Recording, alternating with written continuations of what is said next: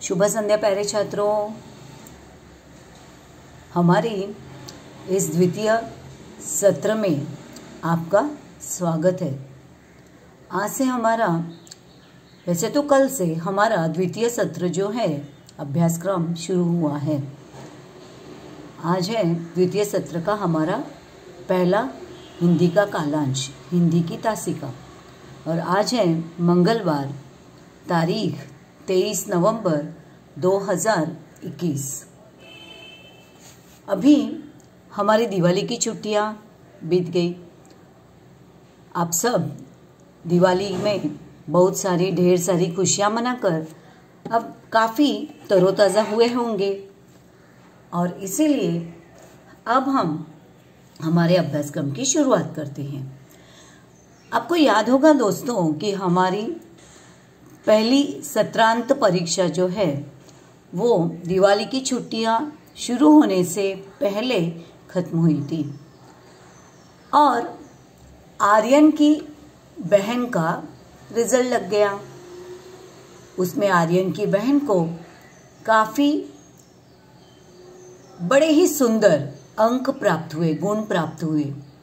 इसीलिए आर्यन चाहता है कि उसकी बहन श्वेता को पत्र लिखकर बधाइयाँ दे। आर्यन जो कि ठाणे में आ चुका है, लेकिन उसकी बहन श्वेता जो है वो अभी भी उसके गांव में नासिक में रह रही है। इसीलिए आर्यन को पत्र भेजना पड़ रहा है।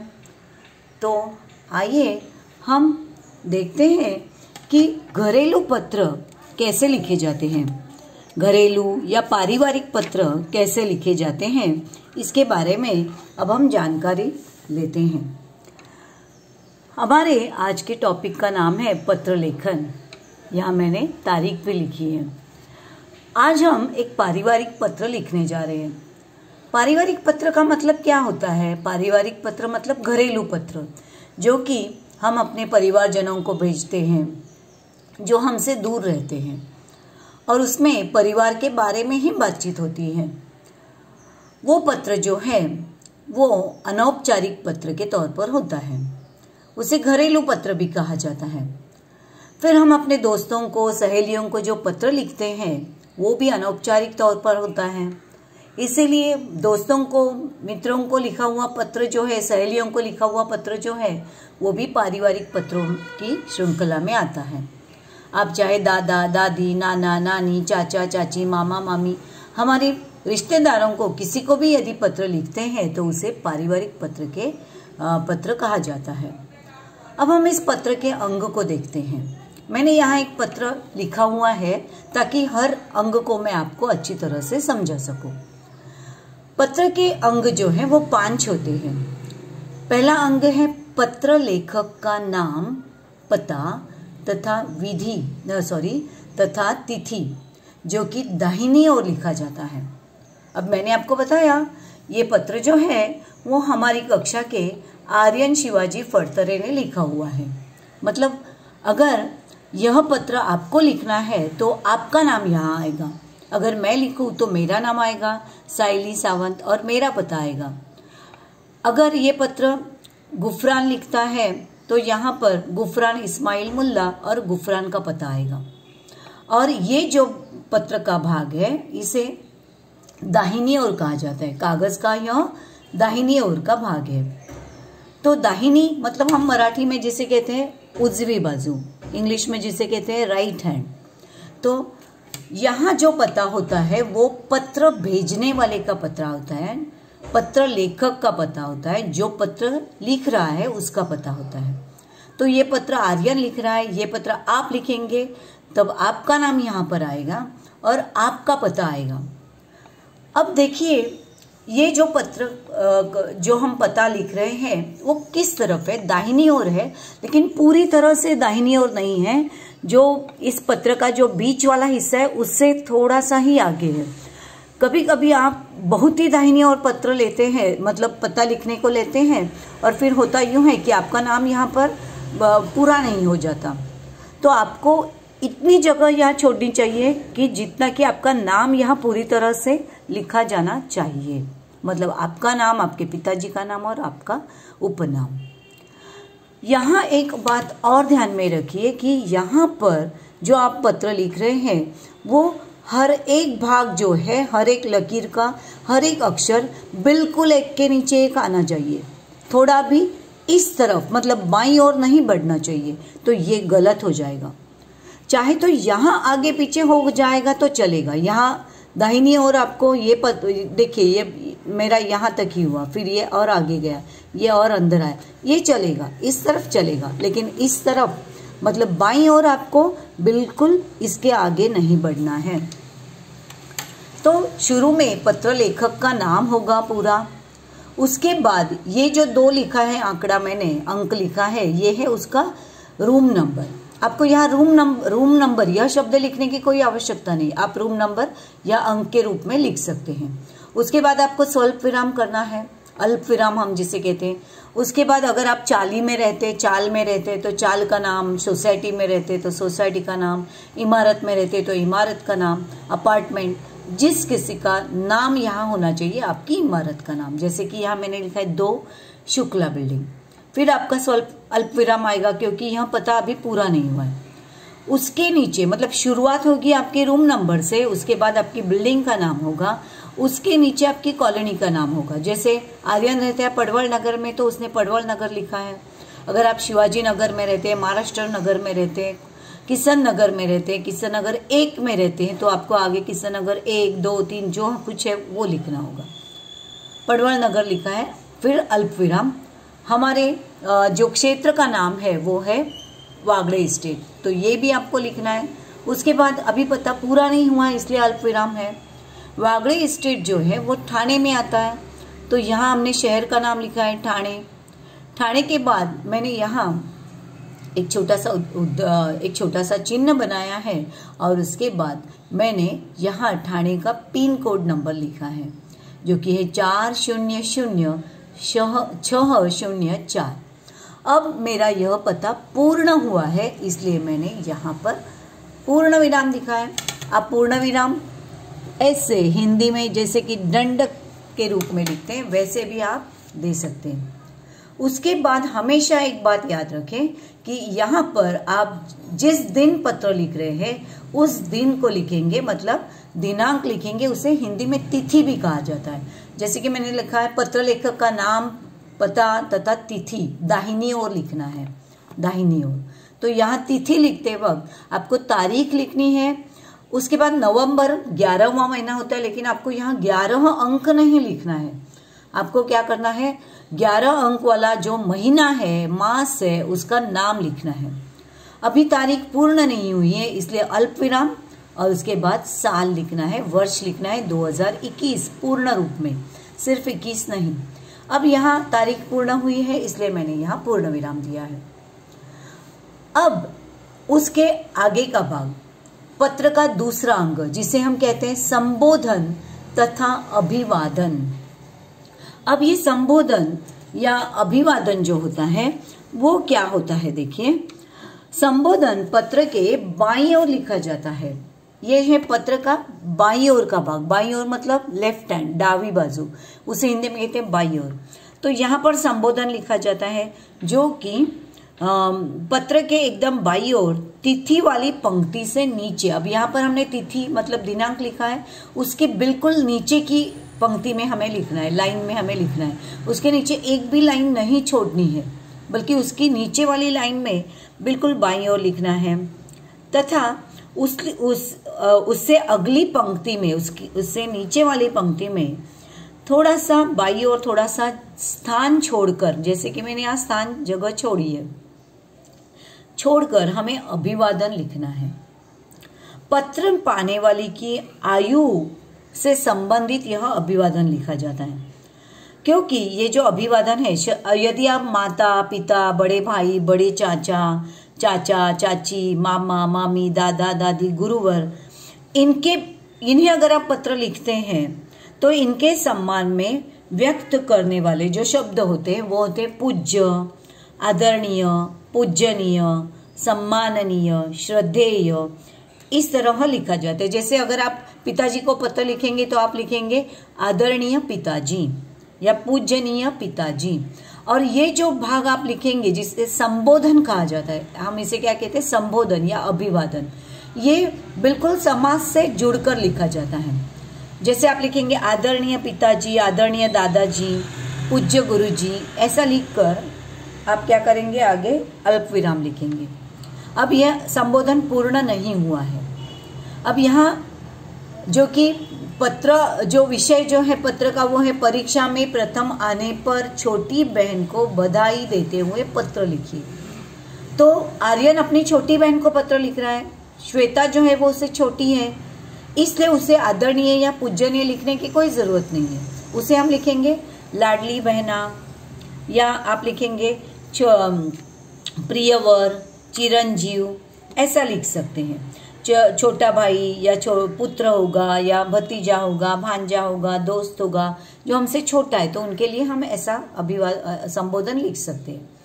फिर संबोधन के बिल्कुल नीचे की लकीर में बाईं ओर समास से थोड़ी जगह छोड़कर उसके बाद हम अभिवादन लिखेंगे। जैसे कि अब श्वेता आर्यन से छोटी है, छोटी बहन है उसकी, तो हम उसे आशीर्वाद लिखेंगे। अपने से छोटों को हम आशीर्वाद लिखते हैं, या प्रसन्न रहो, खुश रहो, बहुत बहुत प्यार, ऐसा लिखते हैं। यदि हमसे बड़े होंगे, यदि आप लिखते हैं पिताजी को आदरणीय पिताजी, नीचे की लकीर में जैसे आप लिखेंगे सब आदरणीय पिताजी, अभिवादन, सादर प्रणाम, चरण स्पर्श, ऐसा लिख सकते हैं। पूजनीय गुरुवर या पूजनीय गुरुजी, सादर प्रणाम, ऐसा आप लिख सकते हैं। आशीर्वाद हम अपने छोटों को देते हैं। और यदि हमारे दोस्त है, सहेली है, मित्र है, तो हम उन्हें लिखेंगे, जैसे कि हम उन्हें लिखेंगे प्रिय भाई, प्रियवर सौरभ, प्रिय दोस्त, प्रिय सहेली श्वेता, प्रिय दोस्त अरुण, ऐसा आप लिख सकते हैं। और उनके अभिवादन में आप क्या लिखेंगे, अगर हमारी उम्र के होंगे तो उन्हें लिखेंगे सप्रेम नमस्कार, नमस्ते, वंदे, ऐसे शब्दों में आप अभिवादन लिख सकते हैं।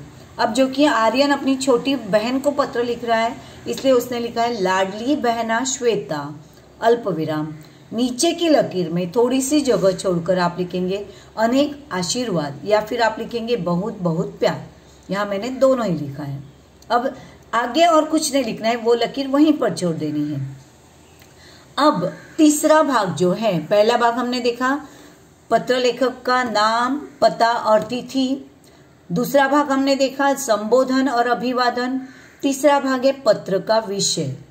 अब पत्र का विषय जो कि बीच में है, पत्र का विषय जो है वो पत्र का सबसे महत्वपूर्ण अंग है। विभिन्न प्रकार के पत्रों में यह भाग अलग अलग ढंग से लिखा जाता है। जैसे कि ये घरेलू पत्र है, पारिवारिक पत्र है, तो इन पत्रों में कुशल मंगल के पश्चात मुख्य विषय को लिया जाता है।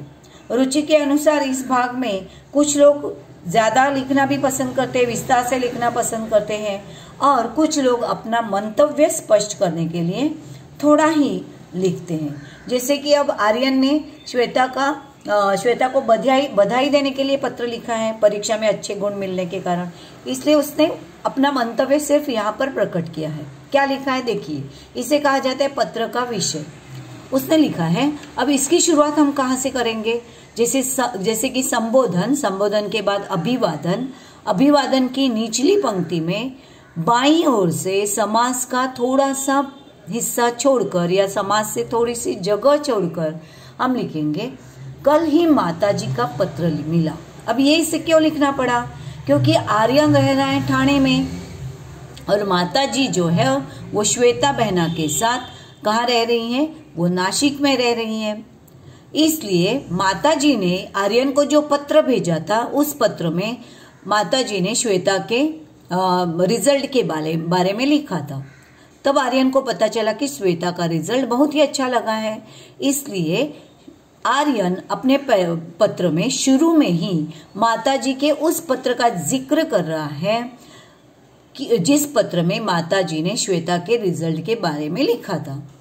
कल ही माताजी का पत्र मिला, पता चला कि इस बार की सत्रांत परीक्षा में तुमने कक्षा में प्रथम अंक प्राप्त किया है। तुम्हें 91% मतलब हम मराठी में कहते हैं ना 91%, उसे हिंदी में कहते हैं प्रतिशत। शत मतलब 100। हर सैकड़ा मतलब हर 100 के पीछे जो होता है आंकड़ा उसे कहते हैं प्रतिशत। तुम्हें 91% अंक गुण मिले हैं। इस सफलता के लिए तुम्हें बहुत बहुत बधाई। अब हम यहाँ बहुत बहुत अभिनंदन ऐसा भी लिख सकते हैं। उसके नीचे अब वह पत्र में इतना ही लिखना चाहता है, जो उसका मंतव्य है उसे उसने प्रकट किया है। अब वह पत्र का समापन कर रहा है, तो उसने बाईं ओर से फिर थोड़ी सी जगह छोड़ी है। इसे हम कहते हैं अनुच्छेद लेखन। पत्र जो है वो हमेशा 2 या 3 अनुच्छेदों में ही लिखा जाना चाहिए। तो ये जो है वो दूसरा अनुच्छेद है, यहाँ पत्र का समापन हो रहा है। उसने लिखा है, हर परीक्षा में तुम्हें ऐसी ही शानदार सफलता मिले। उसने उसे शुभेच्छा भी जाहिर की है कि हर परीक्षा में आगे भी तुम्हें ऐसी ही कामयाबी मिले। उसके बाद यहाँ पत्र का विषय पूर्ण हुआ। अब आपको क्या करना है, आपका पत्र का चौथा जो अंग है वो है स्वनिर्देश तथा हस्ताक्षर। मतलब हम जिसे कहते हैं साइन, सही, स्वाक्षरी, उसे कहते हैं स्वनिर्देश। मतलब किसने पत्र लिखा है उसका नाम यहाँ पर होगा। वो उसकी जगह कहाँ है, नीचे दाईं ओर, जहां पर पत्र भेजने वाले का नाम है, पता है, उसी के बिल्कुल नीचे पत्र के समापन के बाद, विषय के समापन के बाद दाहिनी ओर यहाँ पर उसका नाम लिखना है, उसके हस्ताक्षर करने हैं। जैसे कि अब आर्यन श्वेता का बड़ा भाई है, इसलिए उसने लिखा तुम्हारा भैया। अगर ये भी उम्र के हिसाब से लिखा जाता है, जैसे कि व्यक्तिगत पत्रों में बड़ों को लिखे गए पत्रों में आपका आज्ञाकारी या कृपाकांक्षी, कृपाभिलाषी, स्नेह पात्र ऐसा लिखा जाता है। समान आयु के अगर हमारे मित्र को हम लिखते हैं या हमारे भाई को लिखते हैं, चचेरे मौसेरे भाई के, समान आयु के लोगों के लिए, तो आप यहाँ आप लिखेंगे अपना ही, आपका बंधु, तुम्हारा भाई। इस तरह आप यहाँ लिख सकते हैं हमारे उम्र के लोगों के लिए। अपने से छोटों को अगर हम पत्र लिखते हैं तो यहाँ पर जैसे कि तुम्हारा भैया, तुम्हारा शुभचिंतक, तुम्हारा शुभेच्छु, तुम्हारी दीदी, ऐसा आप अपने से छोटों को लिख सकते हैं जो तुमसे छोटे। आर्यन की बहन श्वेता उससे छोटी है, इसलिए आर्यन ने अपना जो स्वनिर्देश दिया है वो कैसे लिखा है, देखो, तुम्हारा भैया आर्यन। तुम्हारा भैया लिखने के बाद अल्प विराम देना बिल्कुल मत भूलिए, क्योंकि यहाँ पर आधा गुण कट हो सकता है अल्प विराम के लिए। तो यहाँ उसके नीचे उसकी स्वाक्षरी होगी या उसका नाम होगा जो कि आर्यन ने पत्र भेजा है। उसके बाद हमारे पत्र का 5वां और अंतिम अंग होगा जो है पता। वो पता जो है वो किसका है, पत्र पाने वाले का नाम और पूरा पता। यहाँ तारीख लिखने की कोई आवश्यकता नहीं। तारीख यहाँ इसलिए लिखी जाती है शुरू में कि किस तारीख को यह पत्र भेजा है वो समझे, इसलिए यहाँ लिखी जाती है। लेकिन श्वेता को यह पत्र कब मिलेगा वो हम नहीं जानते, इसलिए यहाँ हम तारीख नहीं लिखेंगे। अब यहाँ पर हमें पता लिखने की क्या जरूरत है, तो इसका कारण है कि अगर हम ठीक से पता नहीं लिखते हैं तो पत्र गुम हो सकता है या हमारे पते पर लौट कर वापस आ सकता है। तो इसलिए यहाँ पत्र जिसे हम भेज रहे हैं उसका पता होगा, उसका पहले पूरा नाम होगा। आर्यन श्वेता को पत्र लिख रहा है, इसलिए श्वेता का पूरा नाम है श्वेता शिवाजी फड़तरे। श्वेता जिस मकान में रह रही है उस मकान का नंबर है 6। उस घर का नाम है कमला कुंज। इमारत होगी तो इमारत का नाम होगा। पता पूर्ण नहीं हुआ है इसलिए अल्प विराम है।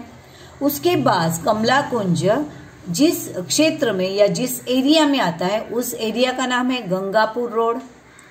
पता अभी भी पूर्ण नहीं है इसलिए गंगापुर रोड किस शहर में आता है उसका नाम यहाँ पर है नासिक, और आगे नासिक का पिन कोड नंबर लिखा गया है। यहाँ आप चाहे तो महाराष्ट्र भारत ऐसा भी लिख सकते हैं, जो कि हम लोग महाराष्ट्र में ही रहते हैं इसलिए हमें नासिक महाराष्ट्र में आता है यह पता है, लेकिन हम दिल्ली में या उत्तर प्रदेश में या जम्मू कश्मीर में अगर पत्र भेजते हैं तो आपको यहाँ पर राज्य का नाम भी लिखना जरूरी है। तो इस तरह यह हमारा पत्र पूर्ण हुआ है। तो बच्चों, आशा है कि आप सभी पत्र कैसे लिखा जाता है, उसके विभिन्न अंग कैसे होते हैं, क्या होते हैं, उन विभिन्न अंगों का नाम क्या होता है, उसे किस तरह संबोधा जाता है, ये मैंने आपको अच्छी तरह से समझाने की कोशिश की है। अब मैं चाहती हूँ कि आप मैं इसका फोटो आपको भेज रही हूँ, आप ये पत्र के जो विभिन्न अंग हैं उनको भी लिखेंगे और इस पत्र के विषय को भी लिखेंगे और फिर आप यहाँ अपना खुद का नाम, अपना खुद का पता लिखकर, अपनी खुद की बहन का या खुद की भाई का नाम लिखकर आप उसके लिए पत्र लिखेंगे। आप यहाँ पर शब्दों को बदल भी सकते हैं और यहाँ पर आपको अपना स्वयं का नाम लिखना है। यहाँ आपने जिसको पत्र लिखा है, जिस बहन को या भाई को, उसका नाम लिखना है। फिर यहाँ आपका भाई या बहन जिस गांव में रह रहा है वहाँ का नाम लिखना है। अगर आपने यहाँ ठाणे का पता लिखा है तो यहाँ ठाणे का पता नहीं चलेगा, क्योंकि ये दोनों जो जगह है वो एक दूसरे से काफ़ी दूर बतानी पड़ेगी। तो यहाँ अगर आप गांव से पत्र लिख रहे हैं तो यहाँ ठाणे का नाम लिखिए। अगर आप शहर से पत्र लिख रहे हैं ठाणे से तो यहाँ गांव का नाम लिख लीजिए। आप दोनों दूर दूर है ऐसा आपको बताना होगा। तो आशा है आप पत्र लेखन को अच्छी तरह से समझ गए होंगे और इस पत्र को और इस भाग को लिखकर, सुंदर हस्ताक्षर में लिखकर आप इसके फोटो आज के गृह कार्य के रूप में मुझे भेजेंगे। तो घर पर रहिए, सुरक्षित रहिए और अपना और अपने परिवार वालों का ख्याल रखिए। धन्यवाद।